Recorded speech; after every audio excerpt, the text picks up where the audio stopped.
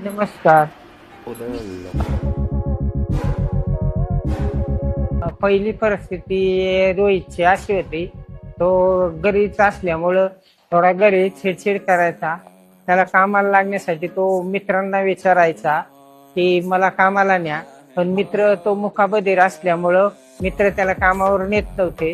मग तो नंतर कुठल्याही कंपनीच्या गेटवर जायचा वा तिथल्या लोकांना विचारायचा, की मला कामाला घ्या, मी काम करेन. पण तो मूकबधीर असल्यामुळं तो काही कामाला कोणी त्याला घेतलं नाही.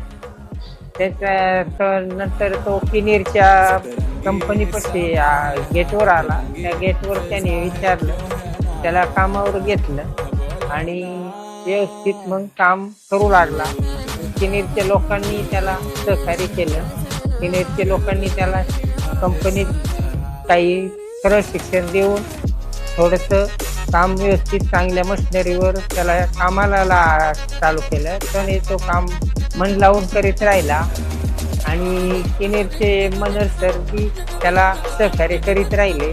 वेळोवेळी त्याच्या काही अडचणी असतील, काही प्रॉब्लेम असतील तर ते मनेर सरांनी बी त्याच्यासाठी सहकार्य केलं आणि त्याच्यामुळं आम्हाला वेळच्या वेळेवर पेमेंट मिळालं त्याला. त्यामुळं तो बी खूप आनंदी राहायचा आणि त्याची ती जबाबदारी असल्यागत त्यांनी ते मग मागचे दिवस फार वाईट होते.